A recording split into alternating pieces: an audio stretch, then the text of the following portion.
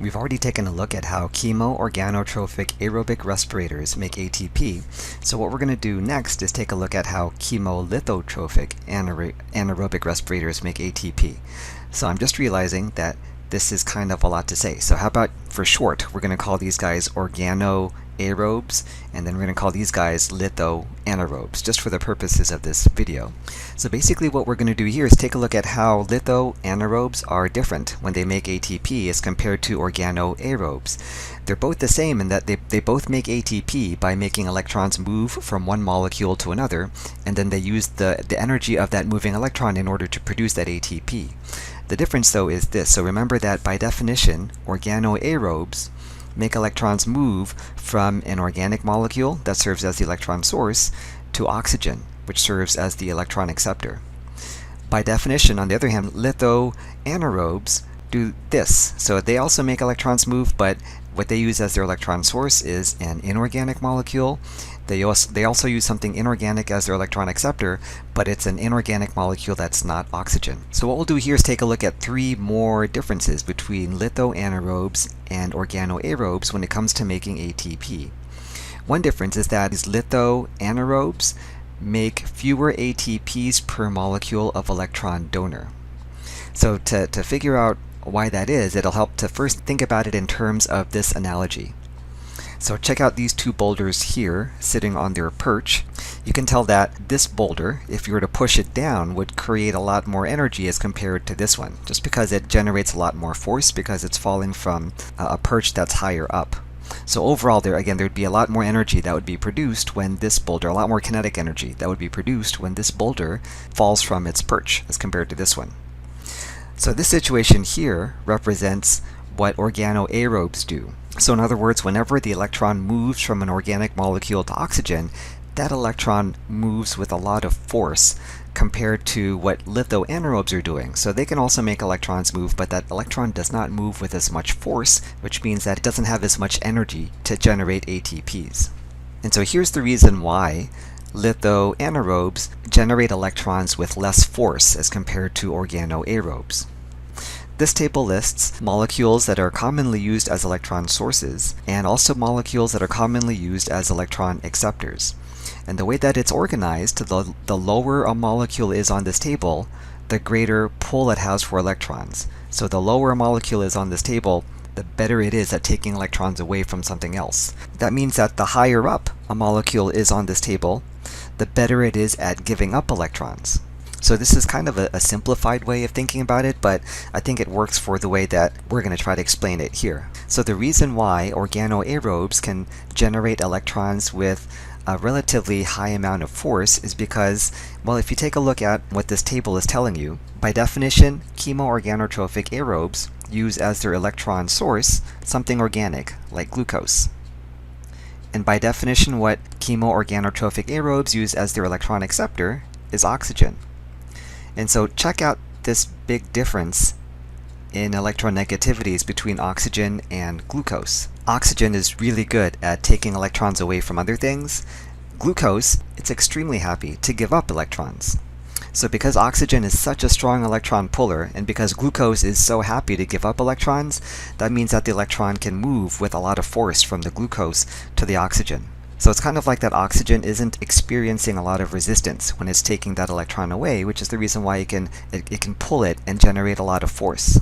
On the other hand, if you think about what chemolithotrophic anaerobes are doing, by definition they use something inorganic as their source of electrons.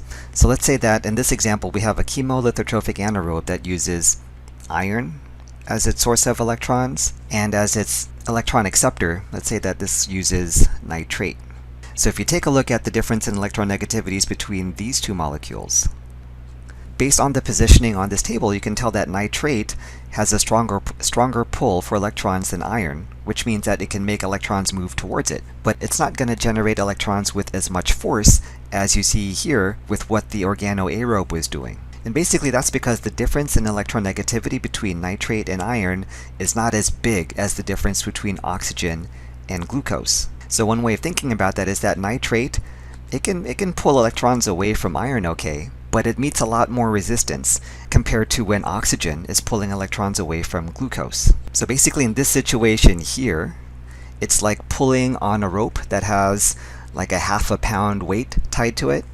Whereas over here, it's like pulling on a rope that has a 50-pound weight tied to it. I mean, it's possible to pull it. You're able to generate some force, but not as much force because you're experiencing more resistance here as compared to from glucose to oxygen. So again, we're saying that one of the differences between lithotrophic anaerobes and organoaerobes is that lithotrophic anaerobes make fewer ATPs per molecule of electron donor, and basically the reason why that is because there is a smaller difference in electronegativities between the electron source and the electron donor when you're thinking about lithotrophic anaerobes. Alright, another difference between lithotrophic anaerobes and organoaerobes when it comes to making ATP is that lithotrophic anaerobes might not use NAD+ or FAD+ as an electron limousine or electron carrier. Before we mentioned that the job of NAD+ or FAD+ basically is to act as a go-between to deliver electrons from the electron source, and when you're talking about organoaerobes, you're talking about something organic like glucose, and the electron transport chain, kind of like this. So again, before we talked about NAD+, its job is basically take electrons away from glucose so that it can deliver it to the electron transport chain. And if you're talking about an aerobic respirator, there's going to be oxygen at the end of the electron transport chain. That's going to be the ultimate puller of electrons. Right, so NAD+ is basically that middleman, that go-between when it comes to delivering electrons. Electrons don't go directly from glucose to oxygen. Instead, NAD+ picks it up and it brings it to the electron transport chain, where those electrons go down some complexes before finally making their way over to oxygen. And the reason why NAD+ is such a good electron limousine, such a good middleman for chemo-organotrophic aerobic respirators is because of where it's positioned on this chart. So don't quote me on what I'm about to show you because I'm not sure exactly where on this chart NAD+ would be found, but I know that it's somewhere, it's going to be somewhere around right here, somewhere between where glucose is positioned and where oxygen is positioned. So because of its positioning, you see that it is more electronegative. It has a stronger pull for electrons than glucose. So it does a good job of taking electrons away from glucose. But then oxygen has a stronger pull for electrons than NAD+. So that works too. So oxygen is able to take electrons away from that NAD+. In other words, oxygen is able to make those electrons move down the electron transport chain so that ATP can be produced. Alright, so what I'm saying here is that if you're considering a chemolithotrophic anaerobe, they're also going to need some middleman molecule in order to deliver electrons from whatever the electron source is to whatever the electron acceptor is. But in some instances, it's not going to be NAD+ that's acting as that middleman molecule. And here's the reason why. So say that we're talking about a chemolithotrophic anaerobic respirator that's using, again, iron as its electron source and nitrate as its final electron acceptor. You see that where NAD+ is positioned on this table, it's not going to have a strong enough electron pull in order to act as a middleman. Right, so you see, because it's higher up on this table than Fe2, than iron, that means that iron actually has a stronger pull for electrons than NAD+. So if there's going to be any electron movement between iron and NAD+, it would be going in the wrong way, right? Iron would be pulling electrons away from NAD+. And so if you're making a living by using iron as your source of electrons, then this ain't going to work, right? You want electrons to move away from the iron and not towards the iron. So again, this is the reason why in some chemolithotrophic anaerobic respirators, they can't use NAD+ or FAD+ as their middleman electron carrier to take electrons to the electron transport chain. Instead, what they use is a different molecule that also acts pretty good as an electron carrier, a molecule that can take electrons from where they are to where they're needed. And the molecule that they use is something that we've mentioned before. So if you remember the components of the electron transport chain, so there are the big major complexes that electrons move through, but there are also these in-between molecules that function to take electrons between the complexes. So for example, a molecule called coenzyme Q or ubiquinone, and also a molecule called cytochrome C. So here we're showing that these molecules remain a part of the electron transport chain. In other words, they're kind of stuck within the membrane along with the complexes that make up the electron transport chain. But it turns out that that's not always the case. So there are some instances where these molecules can leave the membrane and pick up electrons elsewhere and then bring them to the electron transport chain. And so that's what these chemolithotrophic anaerobic respirators do. So again, because of where molecules like NAD+ are positioned, they would not be a good middleman molecule that can take electrons away from iron, say, over to nitrate. But molecules like coenzyme Q or some types of cytochromes would fit the bill really nicely because of where they would be located on this electronegative chart. So this represents the cytochrome. So because that molecule is more electronegative than iron, it would be possible for it to take electrons away from that iron. And because nitrate is more electronegative than it, then it would be possible for that electron to turn around and move to where that nitrate would be at the end of the electron transport chain, the type that chemolithotrophic anaerobic respirators would be using. So again, we're saying that lithotrophic anaerobes might not use NAD+ or FAD+ as their electron limousine, as their middleman electron carrier.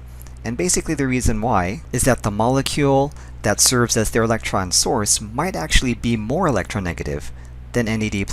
So again, because of that, NAD+ would not be able to rip the electron away from whatever is serving as the electron source. So instead of using NAD+, these types of microbes use something else like coenzyme Q or a cytochrome. And again, that's because these molecules would be electronegative enough to be able to pull the electron away from whatever molecule these microbes are using as an electron source.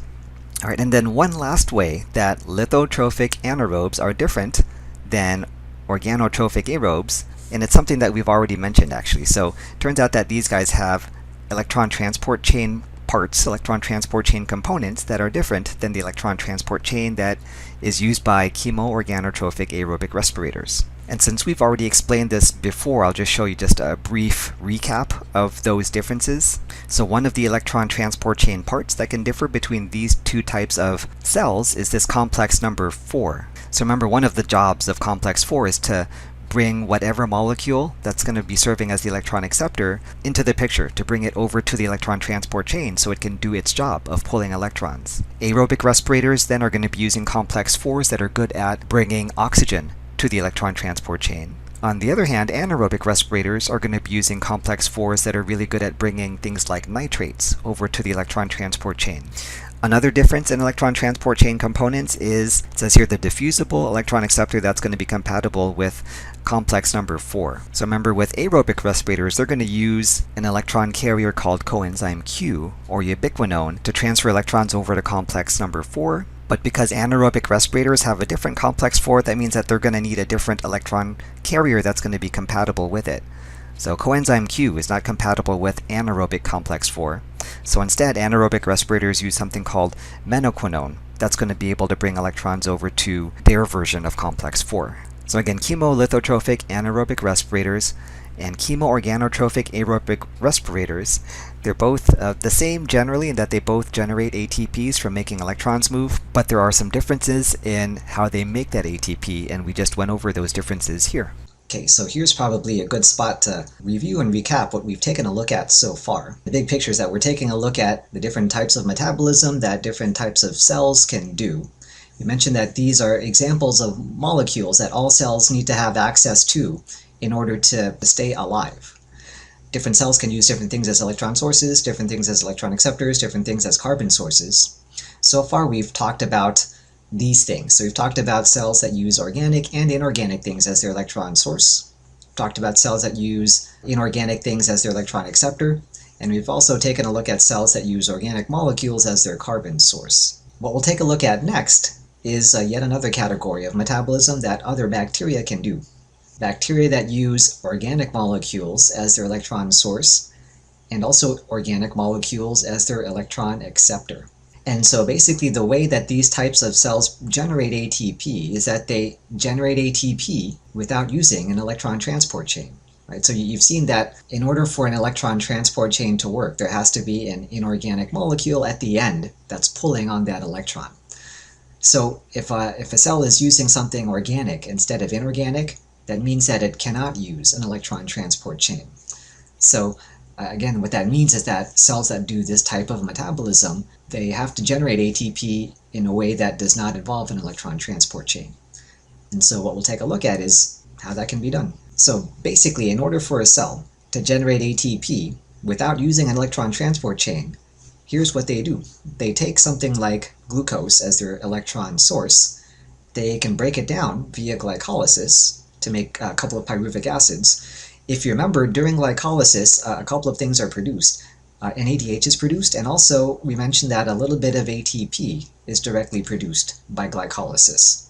And so then here's the answer. So we're trying to figure out, well, how can a cell generate ATP if it does not use an electron transport chain?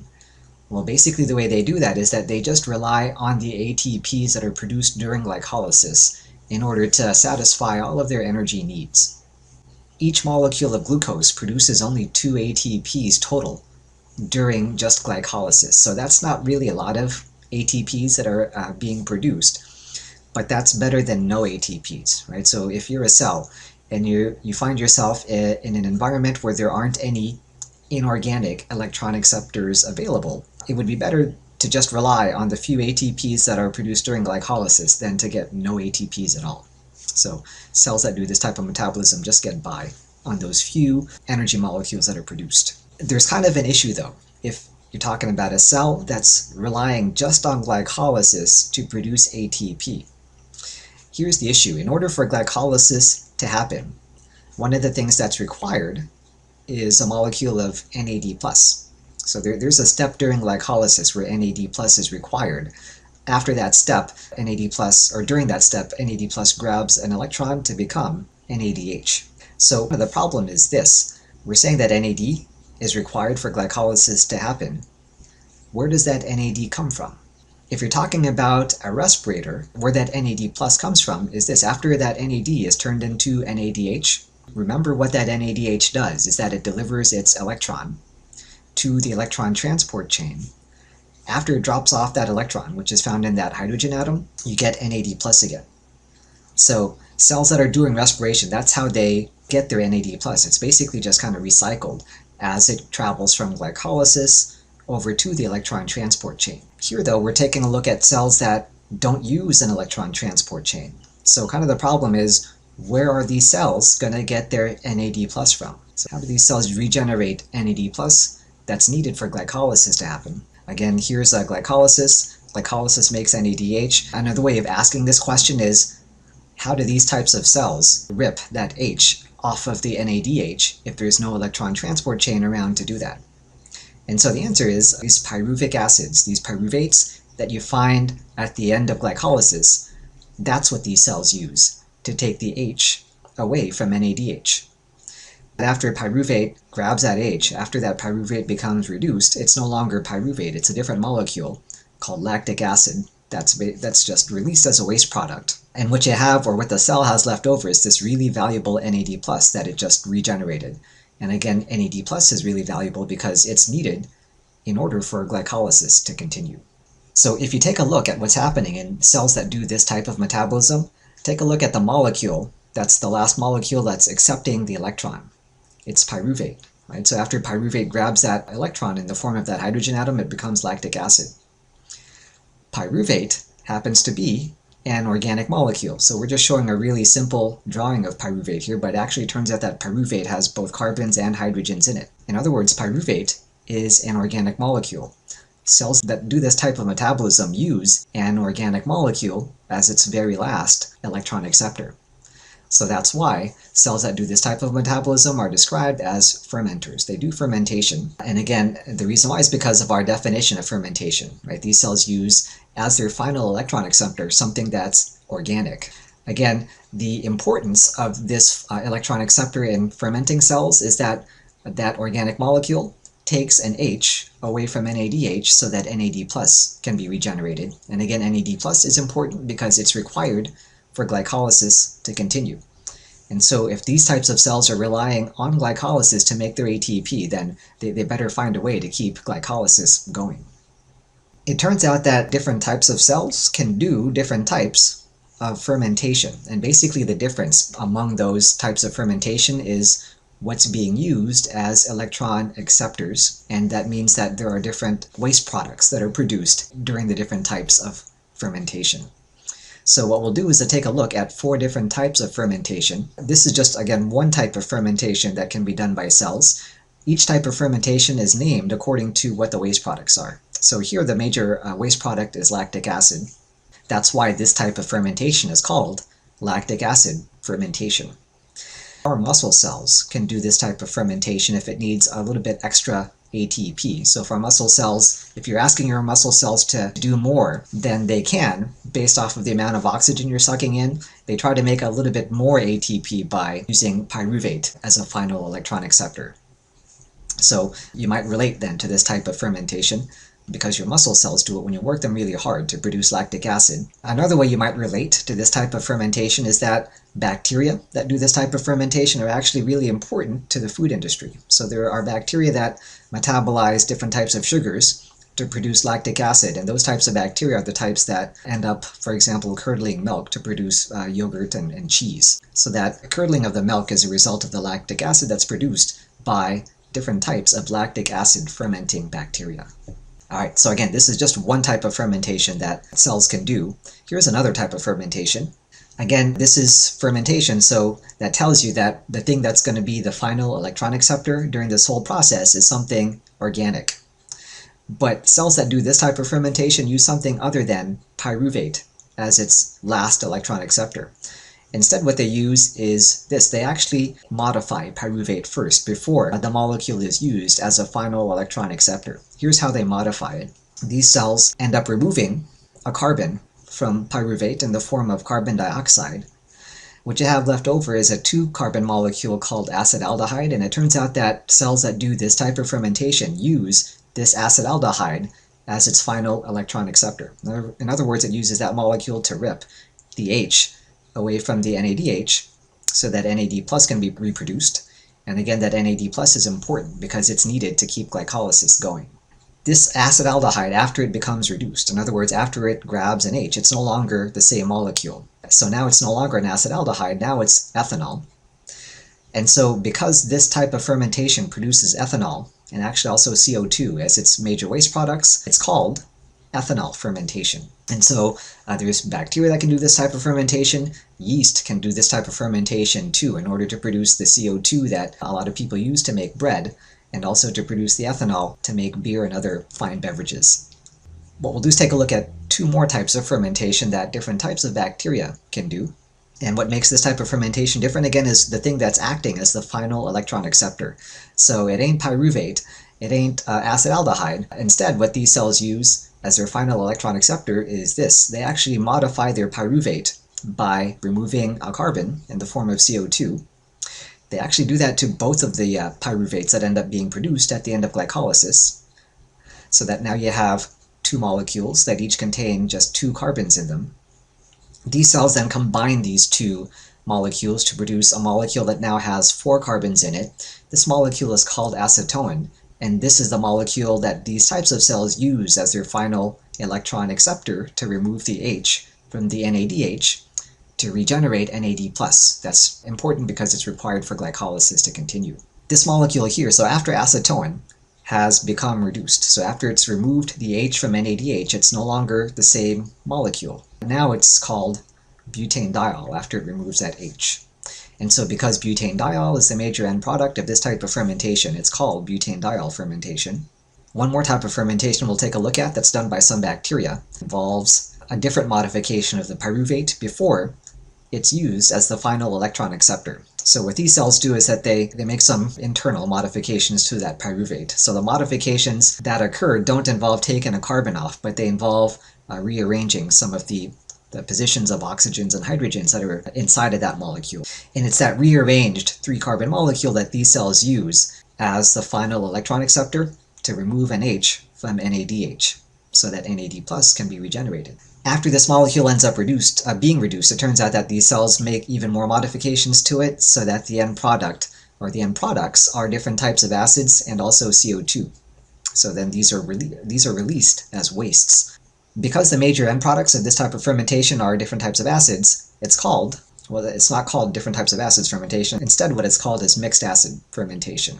So again, fermentation, what defines it is that these cells all use just glycolysis as their way of making ATP. But in order to grab the H off of the NADH that's produced, they all use either pyruvic acid or some modified version of pyruvic acid as that final electron grabber. And pyruvic acid, again, and all of those different modifications of pyruvic acid, those are all organic molecules. So that's why it fits our definition of fermentation. One word about butanediol and mixed acid fermentation. One way of identifying bacteria that can ferment glucose is by seeing whether they do butanediol fermentation or mixed acid fermentation. So you know that your gut has a whole bunch of different types of bacteria living in it. One of the ways of differentiating those gut bacteria from one another is based off of whether they do butanediol fermentation or mixed acid fermentation. And this is actually a tool that we'll use in the lab to help us identify bacteria. So I think this is probably another good place to kind of step back and review what we've taken a look at so far. So taking a look at the big picture. Different types of bacteria can do different types of metabolism. In other words, they can use different types of molecules in their metabolic processes. We've almost ticked everything off the list so far. So far you've taken a look at bacteria that do all of these things. Use organic and inorganic molecules as the electron source, use inorganic and organic molecules as their electron acceptor, and organic molecules as their carbon source. So what we'll take a look at next then is we'll finish crossing things off the list. So next we'll take a look at cells that can use molecules as their electron source that they energize by using light. So in other words, we're going to take a look at phototrophs, and also at the same time we'll take a look at cells that can use as their carbon source CO2. And so the reason why we're going to take a look at these two together, and so by the way, by definition, if you're talking about a cell that uses CO2 as its source of carbon, that would make it an autotroph. So the reason why we're taking a look at phototrophy and autotrophy at the same time is because they kind of go hand in hand. Pretty much most phototrophs use the ATP that they produce as a result of absorbing sunlight in order to power the use of CO2. So if you're an autotroph, so if you're going to take in CO2 and break down that CO2 to release the carbon atoms and then use those carbon atoms to build the bigger parts of cells, all of that requires energy. And if you're an autotroph, oftentimes that energy comes in the form of ATP that's been produced as a result of absorbing sunlight. So again, these two metabolic processes oftentimes go hand in hand. And there's a term used to describe how these two metabolic processes go hand in hand, and that term is photosynthesis. Photosynthesis, something that plants can do. Turns out that bacteria can do it as well. But photosynthesis, the reason why it's called that, it's called photo because these types of cells, they can absorb sunlight and use that sunlight to make ATP. The reason why synthesis is part of the name, the synthesis in photosynthesis refers to the fact that these cells then can synthesize or make sugars from the CO2 that they absorb and the ATP that they make as a result of absorbing light. So what we'll take a look at next again is basically photosynthesis. First we'll take a look at photosynthesis in plants because it should be a review. And also there's bacteria that do photosynthesis in exactly the same way that plants do. So first we'll take a look at that type of photosynthesis, and then we'll take a look at other types of photosynthesis that other types of bacteria can do. Photosynthesis in plants occurs in the green leafy part of the plant. And the reason why that is because if you take a look at the cells that comprise the green leafy parts, you'll see that those cells contain chloroplasts. And if you take a really up-close look at a chloroplast, you'll see that it looks like this. So each chloroplast has these folded membranes inside of it called thylakoid membranes. And the reason why the thylakoids are green is because inside the membranes of these thylakoids you'll find chlorophyll. Chlorophylls are green, and remember that what chlorophylls do is that they're pigments that absorb sunlight and allow the cell to take the energy from that absorbed sunlight and use it to make ATP. Some other parts of the chloroplast, so that these green membrane folded things are called thylakoids. You see that each thylakoid has kind of an inside part of it called the lumen, and then the space within the chloroplast that all the thylakoids are swimming in is called the stroma of the chloroplast. And so it's within the thylakoid of the chloroplast where photosynthesis happens inside of plant cells. If you take a really close-up look then at the thylakoid membrane. So we're going to take a look at next is this thylakoid membrane here, and then inside of it, the lumen. Take a really up close look at it. You'll find the components that are needed in order for photosynthesis to occur. To break this down, here's what you're taking a look at here. So again, here's a single thylakoid. Here are the membranes of that thylakoid. Here's the inside, or the lumen, of that thylakoid. In order for photosynthesis to happen, you need groupings of pigment molecules. So that's what these green things represent. The pigment molecules are associated with, or they're embedded within the membrane of the thylakoid. So that's why they're drawn where they're drawn. Also needed in order to make ATP using sunlight are molecules that basically pass electrons on to each other. That's what these things are. And then you also need this molecule ATP synthase that is able to attach a phosphate to an ADP to make ATP. And the job of these pigment molecules is that they are able to absorb light energy in order to energize the electrons that are found within these pigment molecules. So if you remember, these pigment molecules work in groupings. Each one of the pigment molecules in the group has an electron that can be excited by sunlight. Once they're all excited, they kind of transfer that energy from the excited electron to a central pigment molecule. That central pigment molecule now basically has a super excited electron. It ends up giving up that super excited electron to these molecules here in this electron transport chain. As the electrons move down that chain, the energy represented by that moving electron is used by these molecules in order to pump protons from one side of the membrane to the other side of the membrane. And so once you have a whole bunch of protons aggregated in one particular area, their tendency is to want to diffuse away from one another. This ATP synthase allows them to diffuse to an area where there's less of them. And so the energy that's represented now by the diffusing proton through that ATP synthase is used by that ATP synthase to attach a phosphate to an ADP molecule to make ATP. So that's where the ATP is produced during photosynthesis. That electron, once it gets to the end of this first electron transport chain, it ends up being delivered now to a second grouping of pigment molecules where it can also basically be re-excited by another photon of light. That excited electron then gets delivered, and then it ends up traveling through a shorter electron transport chain. Once it gets to the end of the chain, it runs across this molecule called NADP plus reductase.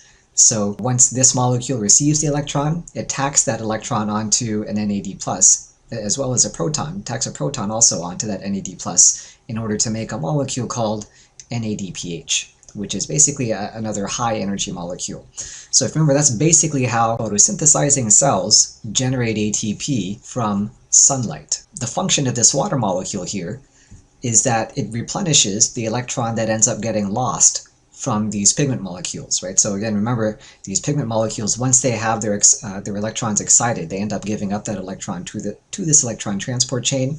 So in order to replace the electron that's lost by these pigment molecules, these types of photosynthesizing cells, plant cells, they break down the water molecule to release the electron, to then replenish the electron that's lost by these pigment molecules.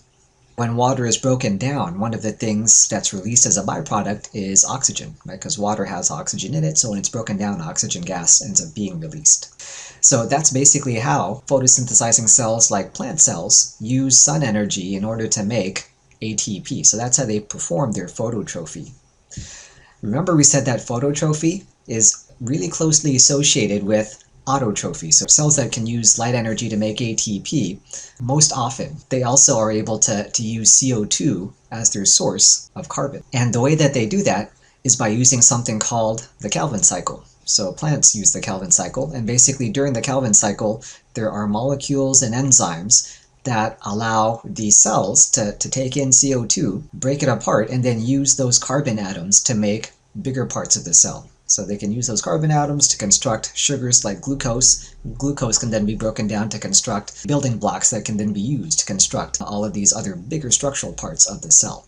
Remember that it takes energy in order for the Calvin cycle to happen. So in other words, it takes energy to take in CO2 and break it down in order to produce sugars like glucose. Where that energy comes from is ATP, and also in order for the Calvin cycle to happen, this molecule called NADPH must enter. And so again, this is the reason why phototrophy is kind of tied together with autotrophy, because the energy, the ATP and the NADPH that's produced during phototrophy is often used then to power the Calvin cycle, which allows the cell to to take in CO2 and use it as its source of carbon.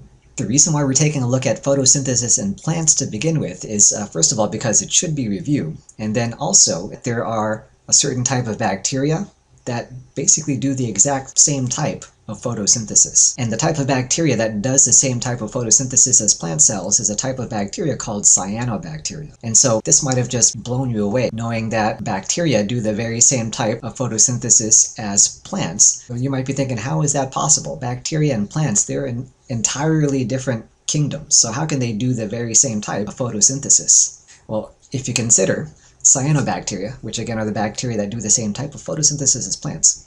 Here's a picture of cyanobacteria. Here's a picture of a plant cell. This is an Elodea plant cell. You might have taken a look at Elodea under the microscope in a different class. Where photosynthesis happens in plant cells is within their chloroplasts. Well, it turns out that the reason why plant cells have chloroplasts is because billions of years ago, a bigger cell took in a cyanobacterium. That cyanobacterium wasn't completely digested, and it was a good thing because it turned out that that bigger cell and the now cyanobacteria inside that cell benefited each other. Right? So the bigger cell provided nutrients and some protection to that cell that's living inside of it. In return, what that cell provided was a form of energy that was more optimal compared to whatever form of energy it was using at the time. So this cell that got trapped inside the bigger cell started producing ATP for it.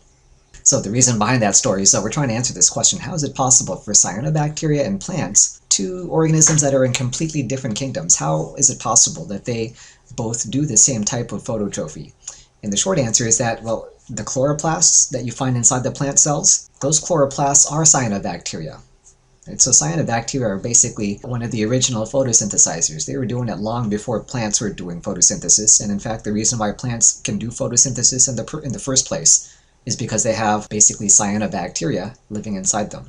Chloroplasts are cyanobacteria. Right, so here's the answer to this question up top. And there's a name given to this idea that chloroplasts are basically bacteria. And that idea is the endosymbiotic theory. And there's actually a lot of evidence to suggest that the chloroplasts inside of cells were actually bacteria that were free living at one point.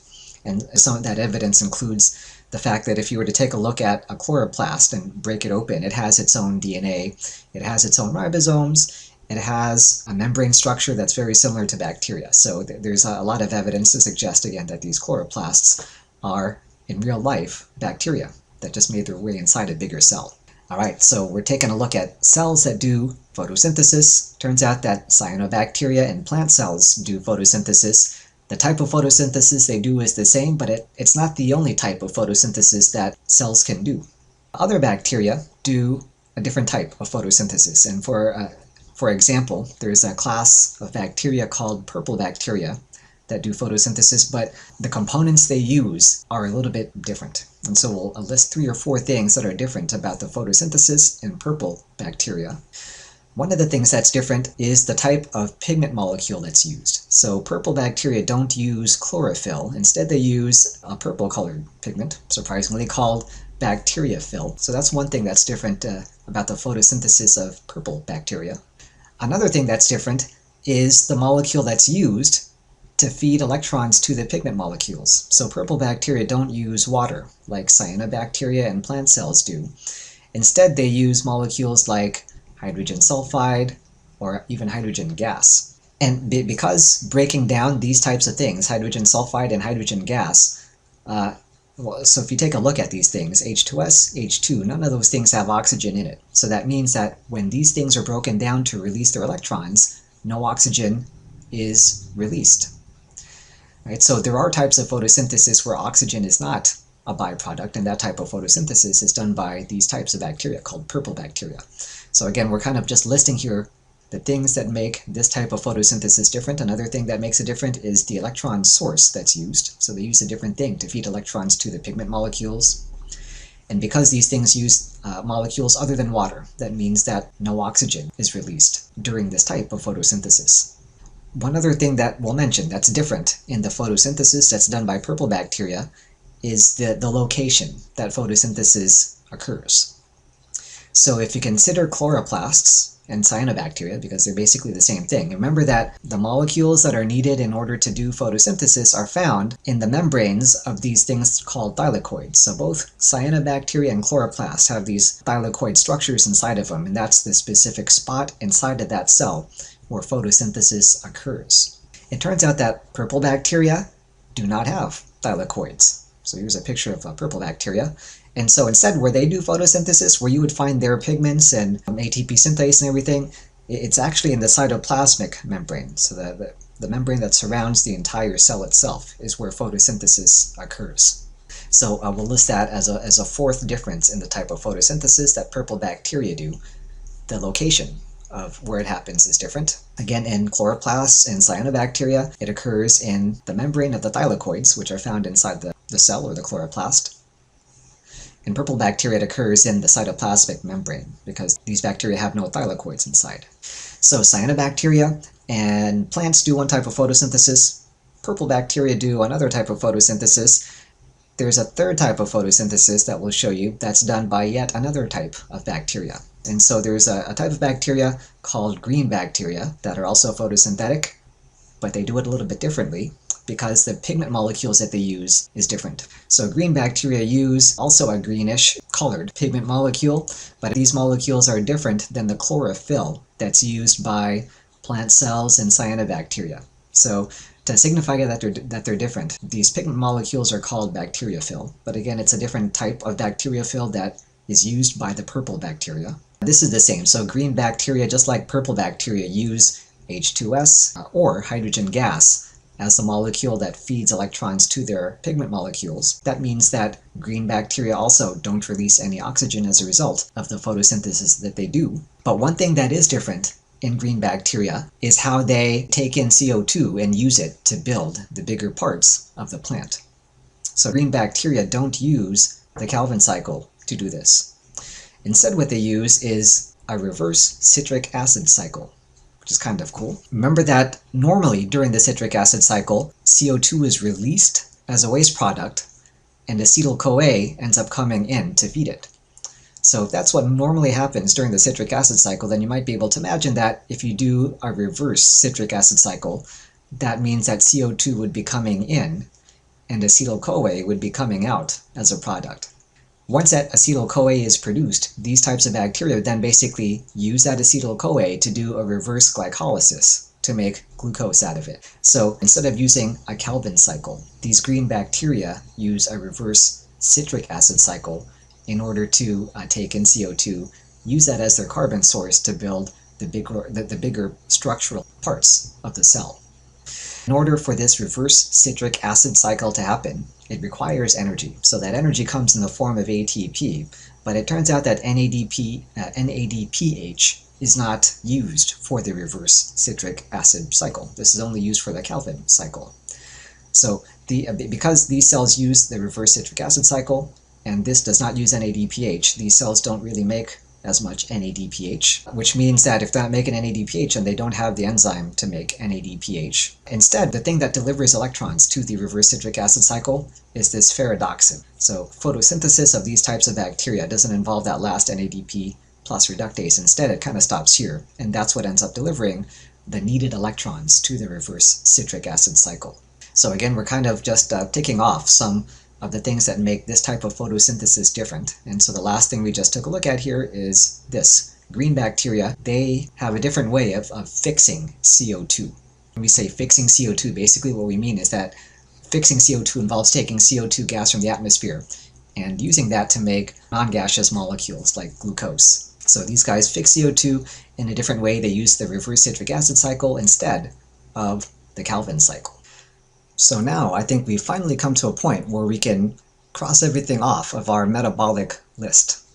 So again, these are some types of molecules that all cells need access to in order to stay alive. We've said something about all of these different types of molecules that can be used as electron sources by different cells. We've taken a look at all of these different types of molecules that can be used as electron acceptors by different cells.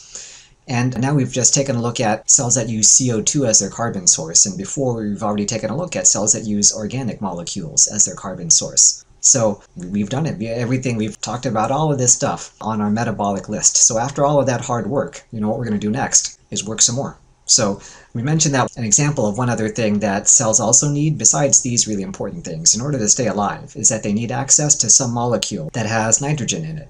And so the reason why cells need access to nitrogen-containing compounds is because if you take a look at the major molecules that make up cells, you see that nitrogenous bases and amino acids, they both have nitrogens in them. Right? So here are the nitrogens in nitrogenous bases, and you can tell that these have nitrogens by just looking at the name, nitrogen and nitrogenous base. Amino acids also have nitrogens in their amine group.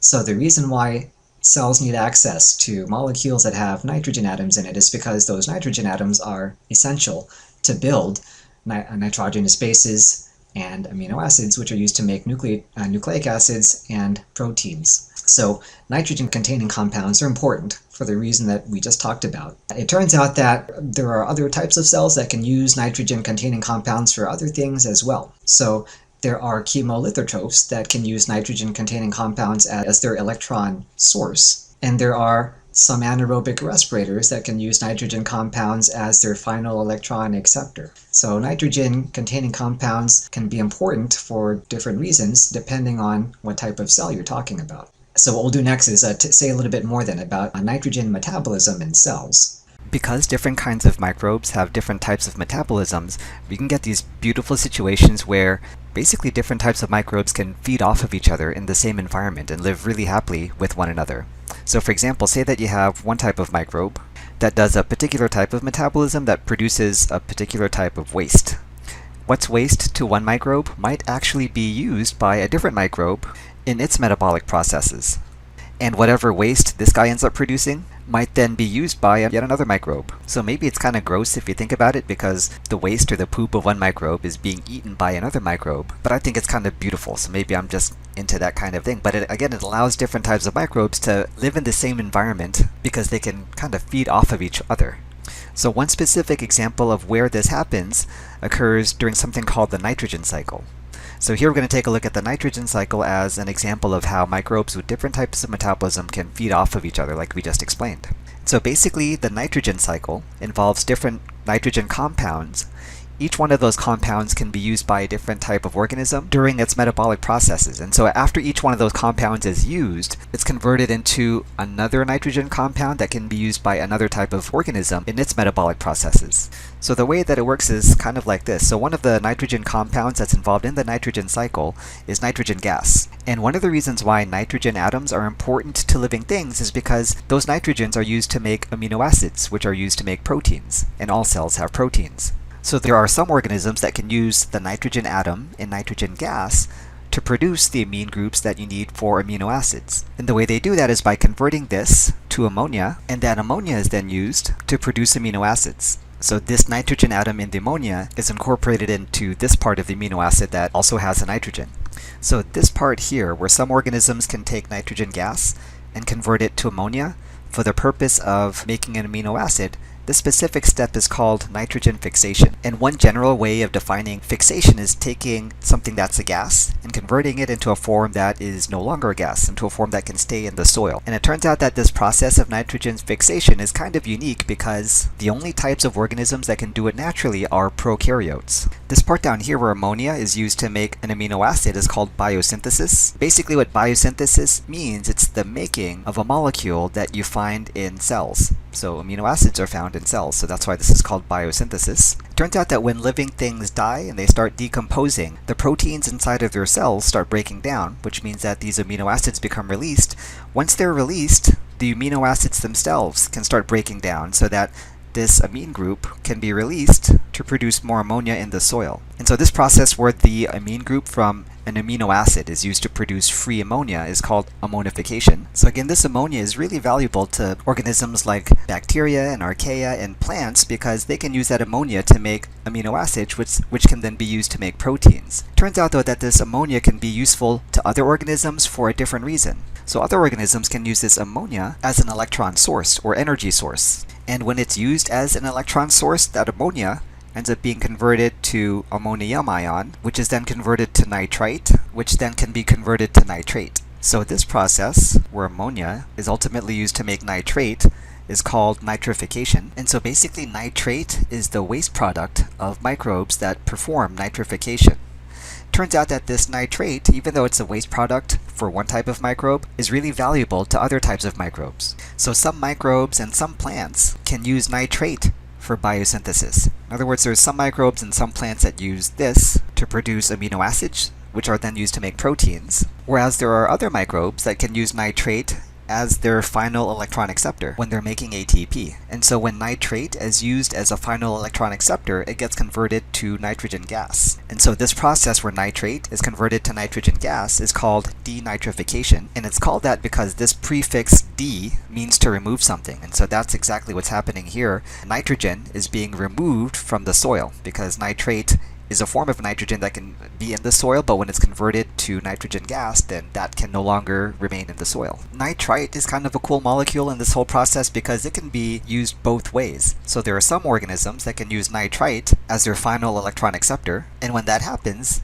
nitrite gets converted to ammonium ion, which then can be converted to ammonia, which might then be converted to nitrogen gas. Other microbes can use that very same molecule, nitrite, as an electron source. And so if it's being used as an electron source, then it becomes converted to nitrate. So again, I wanted to show you the nitrogen cycle because it's a really cool example of how microbes with different types of metabolism can kind of feed off of each other. You can see why it's called a cycle because each one of these compounds that are involved in the nitrogen cycle can be kind of converted into one another to form a loop. We've mentioned that a couple of these compounds can be used by different organisms in order to produce amino acids, which are then used to produce proteins. So we mentioned that ammonia can be used by some plants and some microbes to make their proteins, and nitrates can be used by some plants and some microbes to make their proteins. So you might be wondering which ones of these nitrogen compounds do we use in order to make our proteins. So it turns out that we can't consume any of these compounds that are directly in the nitrogen cycle to get our protein. So instead what we do is we take the amino acids that were produced by other organisms like plants, and that's what we eat to get our amino acids, which we then put together to make proteins. So again, these amino acids that plants make are ultimately where we get our proteins from. So this is what we can eat to get our protein. So if you want a visual to kind of help you remember what each one of these nitrogen compounds is used for during the nitrogen cycle, this might help. So nitrogen gas, ammonium, and nitrate, those are all within this nitrogen source circle. So that means that all three of these compounds can be used as nitrogen sources by some type of organism out there. Ammonium can not only be used as a nitrogen source by some organisms, but other organisms also use it as an electron source. And you can tell that because it sits in both the nitrogen source circle and also the electron source circle in this diagram. Nitrites, like we mentioned before, can be used as an electron source by some organisms and an electron acceptor by some organisms. And nitrates can be used for two different things. So some organisms use it as a nitrogen source, other organisms use it as an electron acceptor. So maybe this diagram, this visual, will help you remember what each one of those compounds can do. If you want more information, more of a background on why something like nitrate would be a good electron acceptor, for example, then just click on the link that's provided in the description below this video. So I go over the details of that in that link, and if you know the why, for example, why nitrate is such a good electron acceptor, then that might help you learn this better instead of just trying to memorize a figure. So we've now talked about how cells use all of these different types of molecules in their metabolic processes. We've just most recently taken a look at how nitrogen molecules, nitrogen compounds are metabolized. So the very, very last thing we'll take a look at here is one more type of categorization. So that you can categorize cells based off of what type of electron acceptors they use. And so these classifications will come in handy because we'll use them to try to identify bacteria in the lab. So here's how to categorize bacteria based off of the type of electron acceptor they use. Here are the terms that are used to differentiate bacteria according to what they use as their final electron acceptor. And so we'll just kind of go through each one of them and show you what they mean and kind of explain a little bit something about them. So the first thing on this list is something called an obligate aerobe. So you might be able to tell from the name that if something is categorized as an obligate aerobe, that means that it can only use oxygen as its final electron acceptor. And not only that, but if you take oxygen away, right? So if you take this cell and put it in an environment that completely lacks oxygen, then it'll end up dying. So hence, That's why it has its name. It's obligated to live in an environment that has oxygen in it, otherwise it ends up dying. On the opposite side of the spectrum, you have these bacteria that are classified as obligate anaerobes. And so if it's an obligate anaerobe, it means that it can't use oxygen as its final electron acceptor, and it ends up dying if it's exposed to oxygen. Right? So that's why it gets its name. These types of bacteria are obligated to live in an environment that lacks oxygen, otherwise it ends up dying. And basically the reason why a cell might die if there is oxygen around is, I think we mentioned kind of in passing before, that taking in oxygen can be actually harmful because oxygen can be broken down to release radicals. Those free radicals are actually harmful for a cell.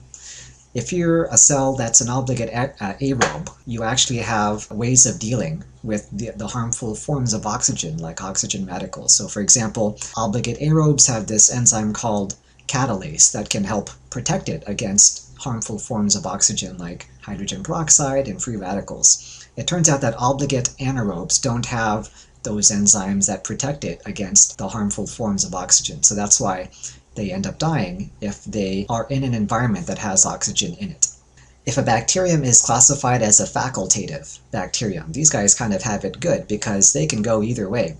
They can use oxygen as their final electron acceptor, or if oxygen is around, they can just switch their form of metabolism to use something besides oxygen as their final electron acceptor. And so again, they're really flexible, so they can live in environments that either have or don't have oxygen in it. An example of a bacterium that's classified as a facultative is E. coli. And E. coli are really adaptable when it comes to their metabolism, so they can use different types of things as their final electron acceptor depending on where they're living. They can make different components to their electron transport chain that will help them best live in whatever environment they end up finding themselves in. So facultatives are really adaptable. If something is categorized as an aerotolerant bacteria, again, the name itself will give you a big clue as far as what it does and where it can and can't live. So by definition, aerotolerant bacteria, they cannot use oxygen as their final electron acceptor, but unlike obligate anaerobes, if they do happen to find themselves in an environment that has oxygen in it, it doesn't kill them. And so the reason why that is because even though these guys don't use oxygen as their final electron acceptor, they do have enzymes that protect them against the harmful forms of oxygen if they happen to find themselves in an environment that has oxygen in it. So they can survive in oxygen-containing environments. So that's why this term makes sense. So these bacteria are able to tolerate environments that have oxygen in it. So even though they don't use the oxygen, they really don't care. They tolerate if there's oxygen in the environment. And so then the very last category on this list are bacteria that are called microaerophiles. And again, if you take a look at its name, it gives you a big clue as far as what it needs and doesn't need. So this last part of the term, aerophile, literally means the oxygen loving. So these bacteria need oxygen in order to live. And the reason why that is because they can only use oxygen as their final electron acceptor. This micro part here tells you, though, that they only need a little bit of oxygen. So if these bacteria are placed in an environment where there is a whole bunch, a really high concentration of oxygen, then they end up dying. So these guys, even though they need oxygen as their final electron acceptor to make ATP, they're not well equipped to cope with all of the toxic forms of oxygen that are produced as a result of oxygen metabolism.